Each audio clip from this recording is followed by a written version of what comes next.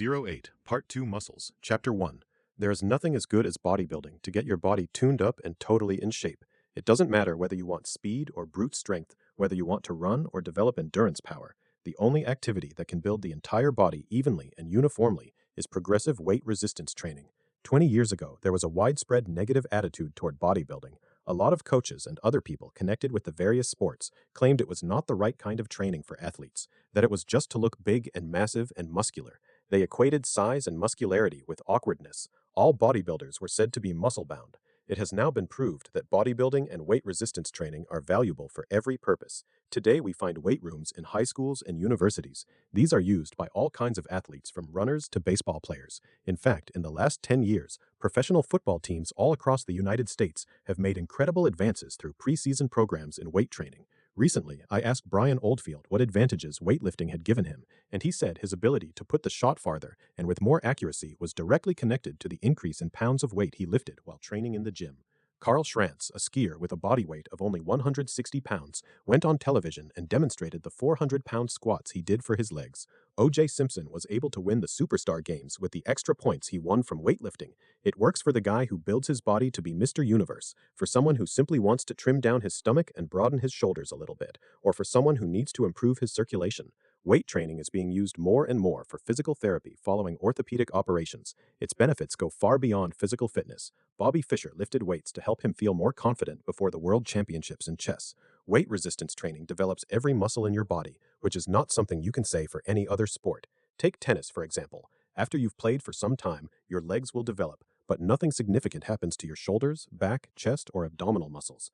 I discovered a similar thing when I was skiing. I built up incredible endurance in my legs, but my arms and upper body stayed weak. In other words, in almost every sport, there are some muscles, some areas of the body that are neglected.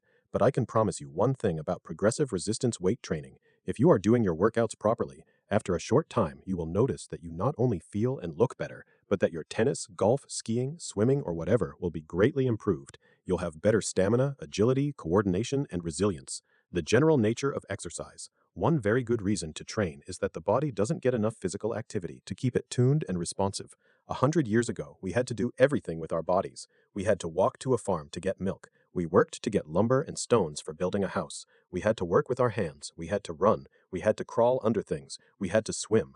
The efforts of everyday living kept the body in shape. But now, because almost everything is done with machines, people have become lazy. I'm as guilty as anyone. I drive my car a block to the supermarket to buy food. If we don't have any exercise to stimulate the muscles, they deteriorate. That's why today there are lots of needless injuries. People pick up something heavy and pull the muscles in their backs. Housewives make a bed and dislocate a shoulder. Guys try to change a tire and rip a bicep. Why? Because the body isn't prepared. This alone is a very good reason to do some kind of bodybuilding. In the human body, there are over 600 muscles, which are made up of approximately 100 billion muscle fibers. We are not even aware of many of these muscles. Muscles that make the fingers close and give you a strong grip. Muscles that open the eyelid. Muscles that work so automatically you've never even felt them before.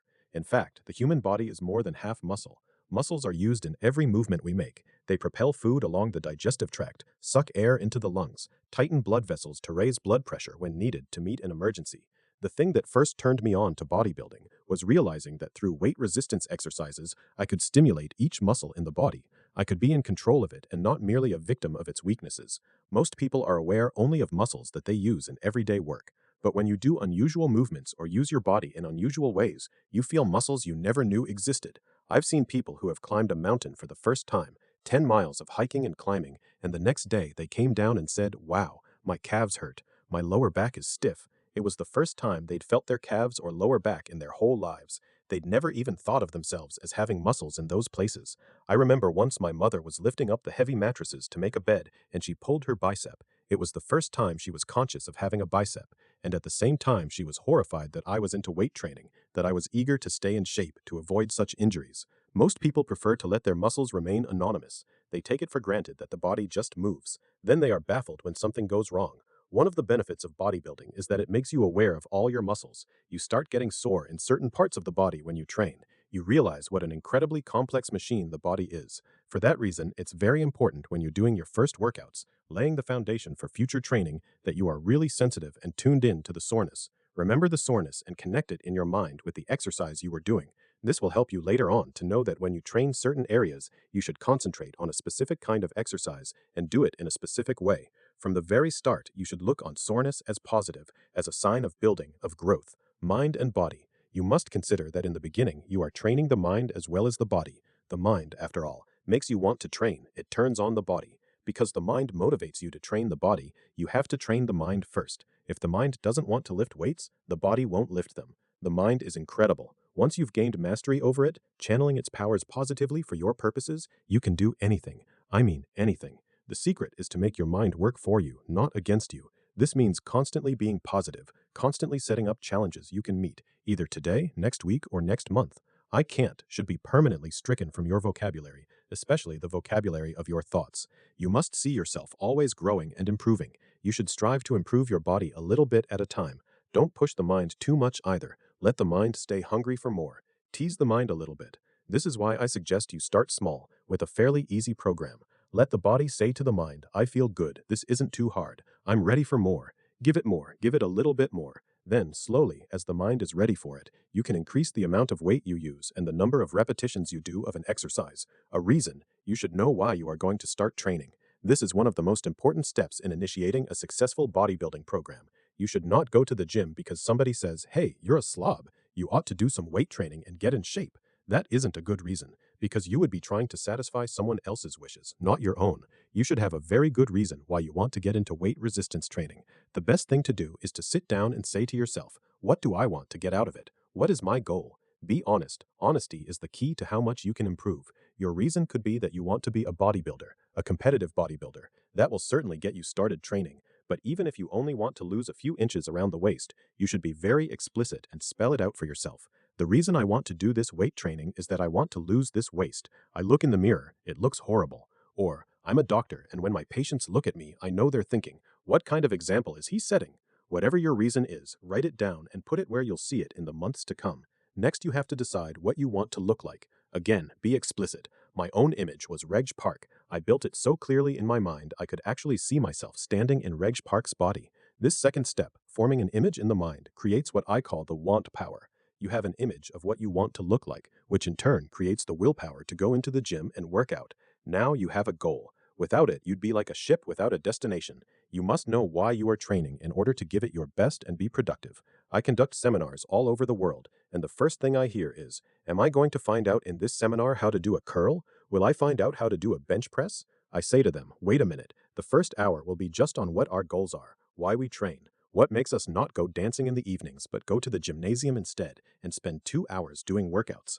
A lot of people are confused about my reasoning. They think the exercises in the gym are the most important thing, but I maintain the most important thing is to be straight in your mind, to be honest with yourself. The exercises are the easy part. Analyze yourself, be realistic. Before you start working out, it's very important to look at yourself and categorize yourself in terms of which of the 3 body types you are, ectomorph, endomorph, or mesomorph.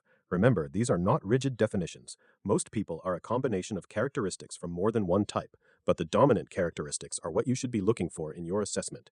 The ectomorph, a thin person with a light bone structure and long, tenuous muscles. The ectomorph has a tough time gaining weight and building strength.